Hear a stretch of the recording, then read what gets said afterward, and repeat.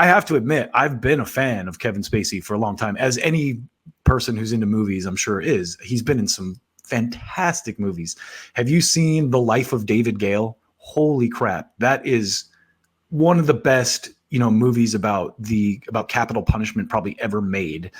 He was in Usual Suspects, Seven. I mean, House of Cards, I didn't really get that into. I tried to, but I couldn't get that into it. But the guy's just been in, I'm leaving stuff out. American Beauty. Like, he's been in a phenomenal actor in a ton of phenomenal movies for a long time. But the guy has a history of abuse. And I mean, I didn't know about all this, but I guess his dad was like some kind of a Nazi cosplay guy who was very sexually abusive to his children. And Spacey's brother is a Rod Stewart impersonator.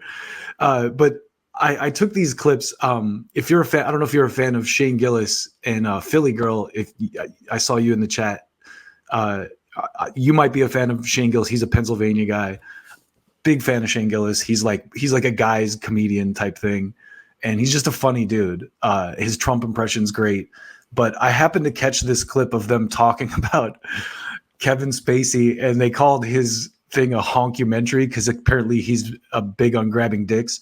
And it just got me thinking, with all the Me Too stuff, I mean, this is an example of a guy totally using his position to, abuse people in a very obvious way that, I kind of overlooked, I think, a little bit because it's gay. It's not heterosexual kind of power abuse. But anyway, this is both funny and informative. Here's the first one. Spacey unmasked last night. How was that? Fine, other than the worst thing he did was he jacked off during Saving Private Ryan. So it's the same thing over and over again. It's the same story. He goes, he meets a dude, and he's clearly just trying to fuck these guys. Yeah. Sure. And every dude is like a Hollywood guy, like a desperate Hollywood actor that's like, this is my big chance. He wants to be my friend. I've just got a new best friend. He chose me to be friends with for no reason. Yeah. Well, dude, there's a reason. Yeah, I know, but that's their mind. They're like, So I like this edit too because they clip in little pieces from the documentary. But the point he's making is it's exactly what happens in the heterosexual world. It's the same exact dynamic. These producers, these Hollywood people, these famous fools, they're like, they meet like a groupie type or someone who's an up and aspiring actress, and they're like, hey, I'm so-and-so from this. Why don't you come to my place for a party? But just could see it in me. Yeah. It's like he's never seen you act. You're at a bar. Right. I had come to terms with, okay, I'm willing to do something uncomfortable to get something out of it. He's wearing leather pants. Yeah. The one. And these guys are so naive. What's funny too is these guys are like swearing up and down that they're not actually gay, but when you watch them talk, you're kind of like, I don't know, man. I think he might be repressing something. The guy was like, he saw me at the Golden Globes. I was just standing there, and Kevin Spacey walked up and was like, "Who are you?" First thing he says to me is, "Who are you?" I said, "Oh, I'm Travis Wade." Listen, I've been hit on by gay men on several occasions. I'm a pretty good looking dude, not to brag, but I would not go to someone's house with them if they invite, like, hey, you want to come to my house? No, that's I'm good. You're a nice guy and everything, but I got shit to do. He looks at me, he's like, there's a party tonight, and I would love to come as my guest. Are you sure people are coming? He goes, yeah, people come in, they come out, I'll let them in, and the party gets... Oh, people are coming, all right. It's going as the night goes on, and sit. It's like, obviously he's trying to fuck you, dude. Yeah. What do you think that is? Oh, he's like, there's a party at my house. So they go back to his house. He like makes out with them. There's no one else there. Yeah. And then, he was like, people just come and go. It's that kind of party. Yeah, that one. I think that actually might have been a different guy than the Saving Private Ryan guy. That's He got him in the home theater. He got the Saving Private Ryan guy. They were at a house party, and he was like, we should go check out this home theater. And the guy was like, okay.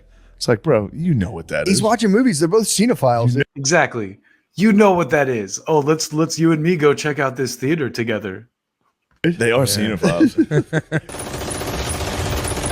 So I think the point of me kind of showing this a little bit is I think I'm a little less sympathetic to these men because A, they're men, and B, they're clearly being naive. But you'll see as this progresses how bad it is, because I see the same dynamic with a lot of the Me Too cases, and that's not to say that all of them are ginned up and fake, because a lot of them are legit, and these are legit. I mean, these are legit on some level. You'll see why as we get toward the end. It's a little bit dicey, but it's still fun.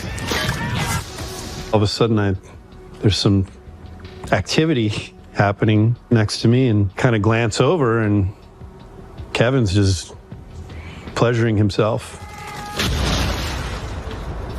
Just based on the tightness of that guy's shirt alone, I'm questioning, which way he swings. So no offense to my gay friends, but like, I don't know many straight guys that would wear a shirt that tight. Hey, he grabbed one guy's dick on the set of fucking House of Cards. Just honked him between shots. We do this little U-turn, and then we're on the other side of the set, and it's just me and him. So this guy apparently worked with Spacey on the House of Cards show, and this is crazy. I leaned in because he was saying something to me, and then I felt something tickle me just right below my zipper, and I was like, what? I look down, and I see it's his finger. Yeah, no, his hand touched my penis. We had a lot of fun together. When he left the show, we were emailing to each other. In fact, in one of our flirty emails, which we had, I asked him to send me, he was talking about working out, he was getting buff, and I said, send me a picture. And he sent me a couple pictures that were naked and provocative. We've got them. Huh. We were watching it last night. I was like, dude. So that guy that's accusing him of, unwanted advances or whatever, sent him nudes recently. So that's weird on its own. It's like, wait a minute. Do these guys get paid to do these? It's like the Michael Jackson thing, right? Like the two guys that did the Michael Jackson documentary on HBO recently testified in court when they were kids that he never touched them. And now suddenly they're doing this documentary about how Michael Jackson did all this shady stuff because they got money for the documentary. So it makes me wonder if it's a similar dynamic here. And I'm not condoning what Spacey did or anything. It does seem pretty creepy, but it's common in Hollywood. It's anyway. Keep watching. Dude, I'm ruined. I've honked everyone. Shane's like, I've grabbed a lot of dicks. So they go to a sidebar that I kind of cut out, but you should go watch the whole thing. It's a podcast they did with Sam Talent. Jay Gillis on but there's intent. There's Gervin's intent. crying. Like, he grabbed my penis. He told me it's what guys do for fun. There's intent, though. True. It's intent. All right, so here's the second part of this.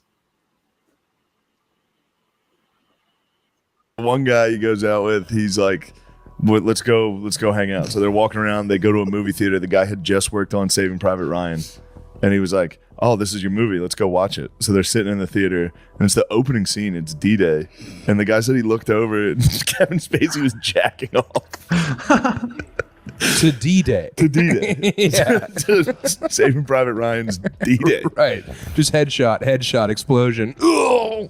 Like, there's no way that this is happening, that this guy is rubbing one out during the invasion of Normandy.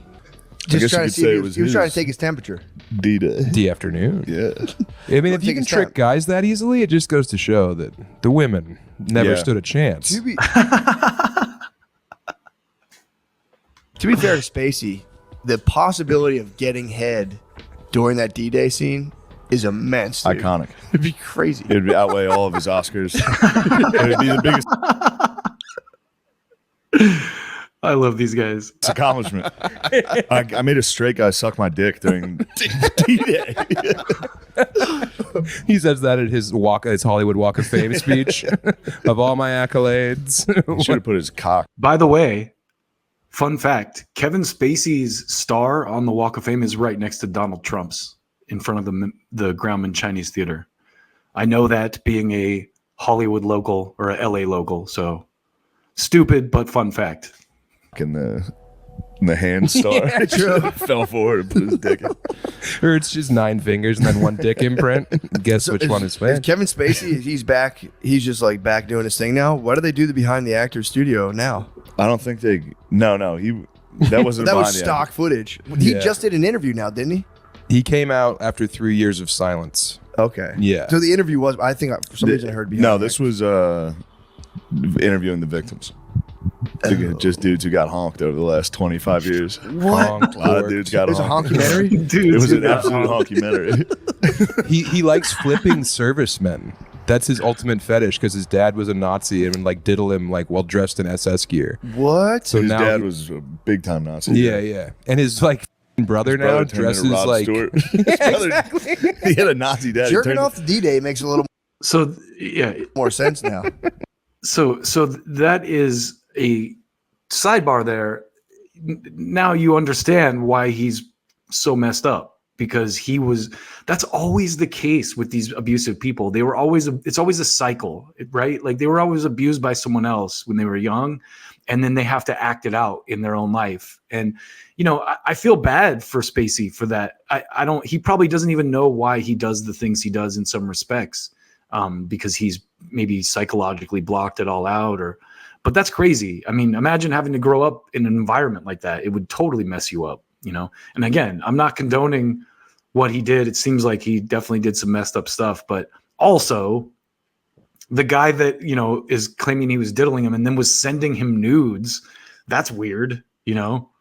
That makes his accusations seem a little less serious at the very least. True. oh yeah. He was like, defeat these motherfuckers. Yeah. Yeah. Damn, I didn't know that. Yeah. He just did an interview himself, though, I'm pretty sure. I think he did. No, he did one with Tucker Carlson. That was nuts, dude. Recently? Yeah. And Merry Christmas to you, too.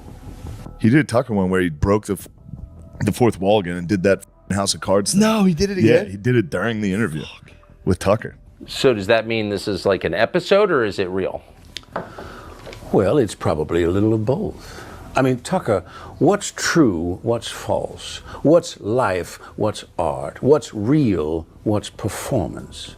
I love it when these things intersect, because then it gets interesting. And our subject has been about the media this whole time, and that's profoundly accurate when you talk about them propping up Joe Biden and pretending that the left is not a neocon faction now out in the post-Obama era. It was very weird. What Tucker said? Like, Tucker's like, oh, all right. Have you ever had a Zins, Kevin Spacey? Fair. So But It is funny to get just by your own devices to rationalize being in Kevin Spacey's basement, being like, yeah, man, I'm a phenomenal. That one commercial he saw me in, and he never saw any of these guys Yeah. in anything.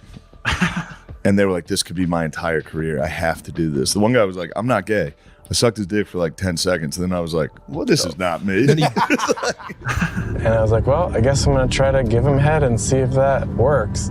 There was zero attraction or interest in me being sexual. I mean, it felt like I was something that I had to do. Now you have to ask yourself a question. If you're a straight man, would you give Kevin Spacey head in a private room if you were not gay?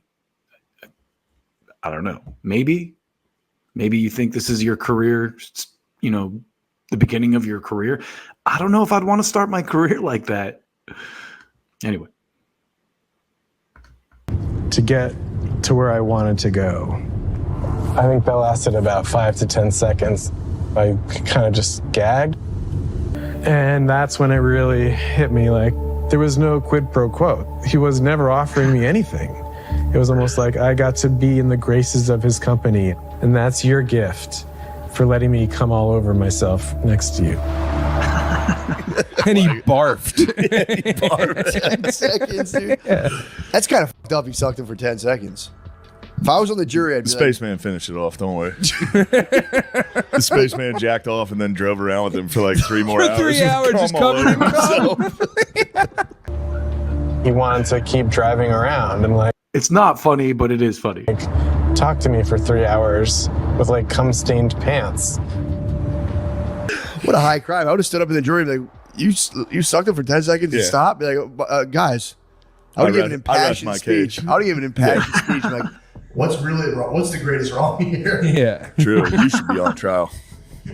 10 second suck will give a man a heart attack. Yeah, you're guilty of blue ballery. Dude, he like ran this like very famous theater in London. This part is pretty messed up. And he would have these like intensives where he would just round up like 60 of the most like supple dudes and be like, I'm your teacher. Come. It's really great because we're front row right now and we can touch them if we wanted to.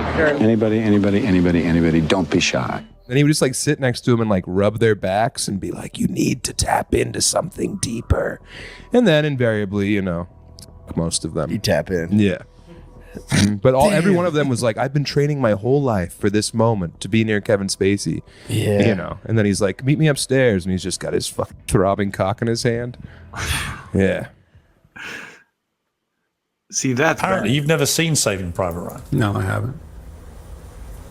So why is he saying this? Well, I mean, my last question, did he get paid for telling this story? I don't know. What I do know is that he claimed that this incident at the movies happened in 1998. I have an email from him in 2011. I have an email from him in 2013. So interesting stuff. I didn't know about Kevin Spacey. I still think he's a great actor, but that's kind of messed up. I mean, also seems like the movie thing might have been a little coordinated, especially when they show you the news that one guy sent him after the fact. I mean, that's a little dicey, but you know, at the same time, it's like when you dabble in that world, you kind of get what you deserve, I guess, you know? It's like Bill Clinton or any of those guys. I'm sure Bill Clinton has a lot more in his closet that we don't know about, you know? And so it's like the stuff that does come out when it's that, I guess, damning, you're kind of like, oh, wow. Like, who knows what else is under the rug that it didn't come out, you know? Anyway.